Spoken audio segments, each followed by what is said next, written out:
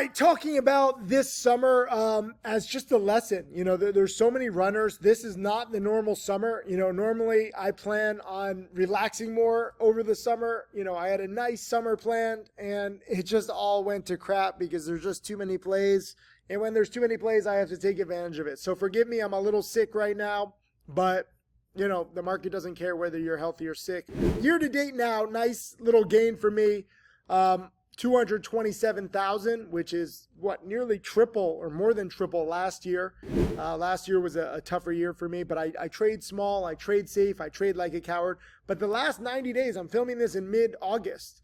Really the last 90 days, over 100 grand. So this is very different than most summers. I think Jack Kellogg, let's see what he's up. I'm going to say he's up $500,000 or more. Well, 440,000.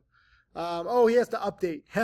he's over $500,000 now because he had a nice win this week on INDO, even though he overstayed a little bit. But I think he'll be up basically $500,000. But whether you trade more aggressively like him, less aggressively like me, Tim Grittani also, I just gave a challenge webinar with him. If you click the link below, I'll post it below so you can learn from Tim Grittani. He had, I believe, a $680,000 July, which was one of his biggest months. And then today, as we gave the webinar, he was in GOVX and he just locked it in for $116,000 in profit. So again, whether you trade conservatively, whether you trade aggressively, it's all about these runners, okay? Every single day, we're looking at big runners.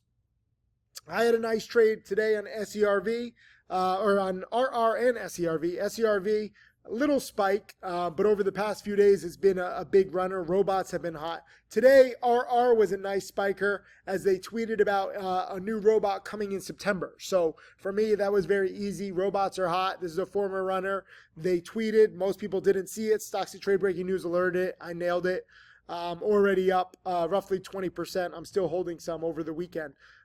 CING, though, I completely messed up. The past 2 days, I really haven't been feeling well. 4s to now 20. But even if you go out even more, I mean, this was from the high ones, right? Like this was 180 when the news came out and they got a patent for their ADHD treatment. Like, this is crazy how much it went up.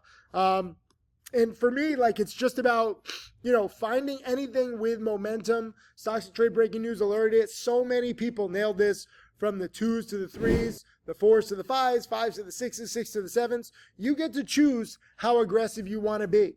GOVX is up on monkeypox fears. Tim Grittani, again, click the link below. Listen to his webinar. He was buying this in the low 5s, and he was giving it time. I think he sold some in the mid 7s and high 7s. He probably sold the remainder like when it cracked here.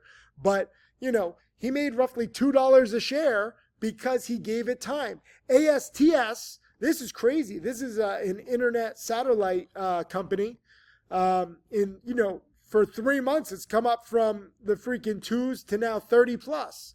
And the past few days have been crazy. Today was a little insane. I had a small loss on this morning panic. I thought that it would panic less and bounce more. Instead, it panicked more and bounced less. So I zigged when I should zag, zag when I should zig. Like, if you look at my trades, I'm not winning all the time. Jack's not winning all the time.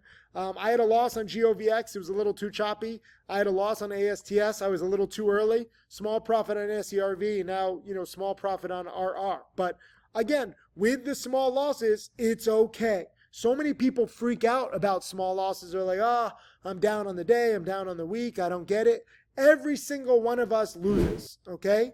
Successful traders just have learned how to manage their losses. We've learned to minimize them, recognizing that small losses are okay. No loss is going to interfere with my 6 figures over the past 90 days. I'm okay to lose 300. I was too early on ASTS, but I was also rushing to get to the studio, so I was a little bit of a time crunch, thinking I could squeeze a little trade in there, looking for my classic morning panic and bounce, and just didn't get it. So that happens.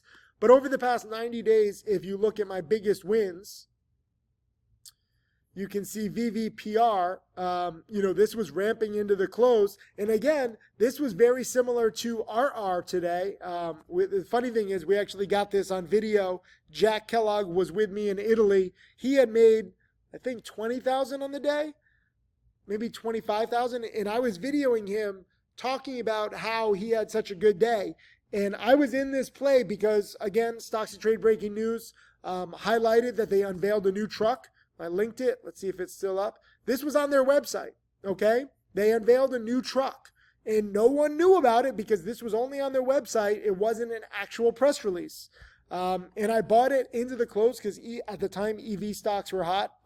Tesla was spiking big. And I was like, this is a gimme, right? Like it was up a little bit. It was ramping into the close. They just had the news, but no official press release. So this is really why I encourage you to use Stocks to Trade breaking news. Almost every one of my big plays is because of this, where you're looking for inefficiencies. And it's interesting. We'll try to find the video of me like filming Jack, stopping that video and talking about this, because right after the close, VVPR issued the press release talking about this, and it was good. All right, Jack, what'd you do at dinner today? Bought some PGY. Yeah. With phone lesson here, ZAPP up near 20 now, so a 10x from 2. Beautiful. So Peggy up 100%. Not too extended, still has the pre-market high, selling some. Oh, VVPR! Sorry, my VVPR is spiking. Oh, baby, let's go. VVPR, 297. I'm talking about literally live video. I sold it too soon. I was in the 240s, out a little after hours at 318, and then the next day it was up to the 380s. I think it got to the 4s. Let's see. I really don't even know how far it went. This got all the way up here. Was it here or here? Which day was it? Was it July 3rd or July 10th? I think it was July 10th. Yeah, July 9th and 10th. So the news came out after hours with the official press release. But I was in the mid 2s, selling in the low 3s and high 3s, and it got all the way to the high 4s. So you look at this and you're like, wow, Tim, this is amazing. You made 36%, you nailed it. I sold it $1.50 a share too early. So I want you to realize, like, the way that I make my money, it's not because I'm so good and I'm so dead on. I have these tools, I have the preparation, I have the knowledge, but I'm actually playing it way too cautiously, both on VVPR and now RR. ARAB, I will say, is one that I played to a T, because I got the squeeze into the close that I wanted, and I was like, you know what? I'm good. I'm taking it. And Jack Kellogg actually overstayed on this one. So usually Jack does better than me. On this one, I did better. So I'm gonna highlight that. EPOW, dip buying a big spiker. That's it. Just dip buying panics. KOSS, this was a meme play that was back in vogue. And you'll laugh at how I traded this one because this was actually my second one. The first one, I was buying it before it really started breaking out big. This one was a dip buy into massive panic, 14s out in the 17s, making $3 a share. This is like near best case scenario for me. This was KOSS. When the meme stocks are in play, I'm going to focus on it. I was buying the breakout here. It got all the way up to 19, and I was buying it on the dip, I think right here on the second day, the dip. But that was beautiful. SYTA, Stocks to Trade breaking news. New partnership, spiking very quickly. This one I liked because I actually added to it. Some people say, Tim, why didn't I sell? Well, for me, for this one, I had a really small position. I didn't get the initial entry that I wanted. So when I didn't get the initial entry I wanted, I'm going to take a small position and I'm not going to go too big. But if I get another chance, if the stock is moving fast enough like this one was, the news is still valid. It's still out. I mean, this was at 7 a.m. Eastern roughly. So most people aren't even up. And I got a chance to buy it on more of a dip at the price I initially wanted. That's when I took size. Then eventually, like, it took the day high out, and I sold into new highs. And this was a nice little 12% runner. But, the way that I make my 100 grand, look at this. All the wins are like 2, 3, 4,000. I'm not having like $20,000 wins. FFIE was another meme play that was spiking in sympathy with GME. ZAPP, this one was spiking in sympathy with Tesla because they're electric vehicles. And I actually had a problem with Interactive Brokers. Theoretically, I could have made more, but if you have a bad broker, that's what's going to happen. Lucy, this was a partnership news. Again, stocks to trade breaking news. They had a deal with Eddie Bauer. So, they're introducing these new glasses, whether it sells well or not, I don't care. I made 40% in a few minutes. It was just spiking so fast. When these small companies do deals with big, legitimate, multi-billion-dollar companies, it's going to go well. GNPX, this was another little weekend play. Very nice. I was buying it on a Friday. It had already spiked quite a bit. But they were presenting at a conference next week, and I thought that it could respike. And sure enough, after hours, I sold some here at 375 because it was just squeezing after hours. Probably should have sold it all because when it reopened on Monday, it actually didn't bounce that much. So, sometimes I sell too soon, sometimes I sell too late. That's trading for you. You're just trying to judge. In hindsight, I should have sold all, but on most of them, when I sell on a Friday, late Friday, I sell too soon. So it's give or take. But now let's also talk about my losses. It's not enough just to analyze your wins. My biggest loss, this was just a lack of discipline. This was CMTL. This was an earnings winner that I tried dip buying, and it was the day that my laptop got soaked in the water. I had a fun summer in Italy, but I was like dealing with the laptop. I was like, no, I'll give the earnings winner time. I got really undisciplined, and this was a big unnecessary loss. I was adding to it. I should have, could have, would have just, sold it here at 350, taken the like $2,000 loss. But I got spoiled. I got lazy, and then eventually I was just like, oh my God, this is a $5,000 loss. This is way past, what I should risk. I lost 17%. There's no need to risk losing 17%. Not at all. And that was my worst loss, really, of the entire summer. BENF, I lost 1,300. They rescheduled earnings, so I thought that it could, keep going. And it just didn't. So, I cut losses. But again, losing 1,000, losing 1,500, that's fine. It's not the end of the world. VCIG, this was a fast-moving play. They had a cool new press release. This is the thing, like when you're buying these breaking news plays, sometimes you're going to get caught. Sometimes it's not going to work out perfectly. So this one, I just cut it and it wasn't bouncing. I'm actually curious. When was this? This was June 7th. This was all pre-market, by the way. And lately I've been trading a lot of pre-market just because it's been a crazy, crazy market. Normally I don't trade pre-market. What was it? Right here.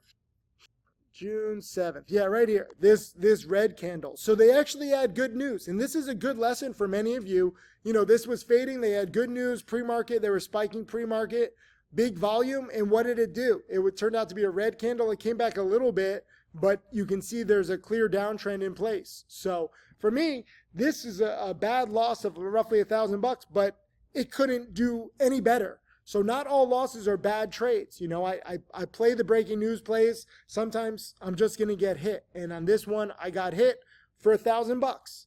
If I had gotten stubborn, it would have been much more than a 5% loss. What did it get down to? It got down to 59 cents on the day. So theoretically, it could have been a $5,000 loss. So you can't just judge a trade by how much you lose on it. Did you stick to the rules? And on that one, I did. LUMN. This was a recent runner, and I was dip buying the morning panic. Just didn't get the bounce that I wanted. LUMN is a crazy play. This is a multi-billion-dollar AI play. It spiked more than I thought. Crazy run-up now in just the past few days from the 1s to the 8s, all the way back to the 4s, now back to 6. I mean, if you look up LUMN, if you look up CING, if you look up SERV, well, now GOVX is running too for multiple days. This is up nicely from the 1s to the 6s. What was the other one? Oh, GNLN.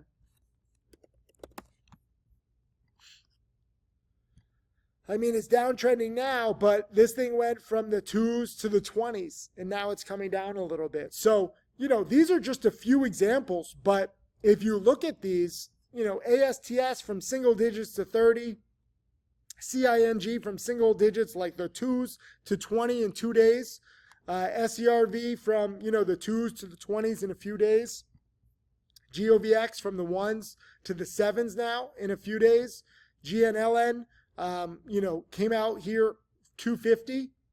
You can see the breaking news. Stocks to trade breaking news alerted it too.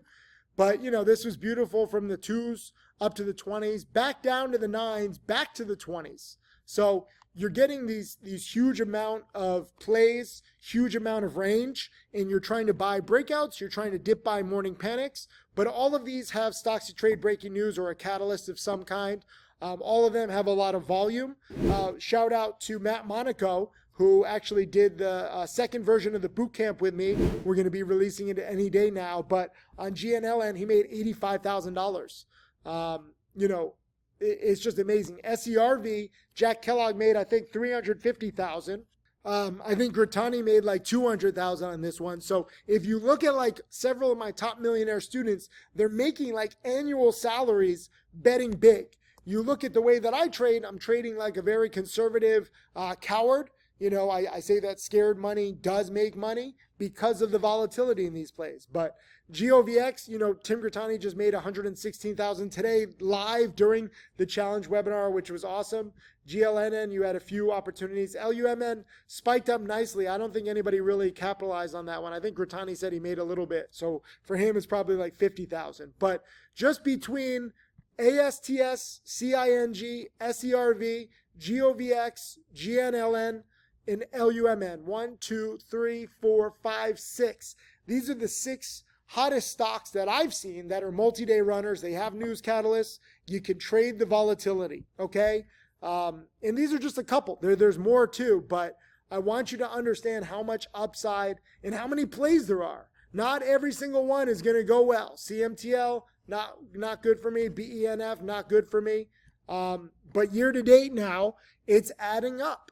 And you really just have to wait for these good plays. You can't just say, I'm going to take the summer off. I'm going to wait, just for like 3 months. Be ready to trade at any time. Obviously, you look at me, I'm sick, I'm tired. I'm not a great example right now of what, trading can be. But I'm a little overwhelmed just because I have too much on my plate with charity too. I do this to myself. But there's just plays galore. And this summer has been hot. So I hope that you're using Stocks to Trade Breaking News. I hope that you're in my weekend newsletter. I hope you know my 7-step framework. I'll post all 3 links below this video. But I wanted to do like this summer recap just to help you understand why this summer is different. Here's Jack. Let me just remind you. Jack hasn't been, trading so perfectly either, but he's still up 1.1 million. Ugh, I'm not even logged in. Come on. There we go. This was his 357,000 profit on SERV. And mind you, when you're like, wow, he made 350,000, that's got to be best case scenario. He was in the 5s, out in the 11s. This went to 23, 24? What was the high here? 23.90. Okay? So basically 24. So he sold this and the thing doubled. Understandably, he still made 357 grand. So just don't think that me, Tim Gritani, Matt Monaco, Jack Kellogg, none of us are best case scenario. We have different position sizes, different personalities, different patience levels, but we're all banking. And that's what you should learn from all of this. Even if you're paper trading, even if you have a small account, even if you missed all of these plays, there's so many different plays with big range, and you can take your small profits, you can, have more patience, you can have more size. I really encourage you to trade safer, trade more conservatively in the beginning. You don't have to make 350 grand right away. Remember, Jack Kellogg also made no money. He was down 10 grand after 18 months. Tim Grittani made nothing after 12 months. But by year 3, Tim was at $1 million. By year 4 or 5, Jack was at $1 million. And now they're both, over 13 million. Tim Grittani, on the webinar today, we found out he's been making roughly $1 million a year just with part-time trading. So there's so much opportunity. Thank the short sellers. Thank the hot robot sector, the AI sector. We're just trading whatever's hot. Leave a comment. Let me know what you think. Click some links below. Never be afraid to learn more. You're never too wealthy. You're never too knowledgeable. You can always keep learning from other traders, from the market, and that's how you capitalize again and again. Thank you.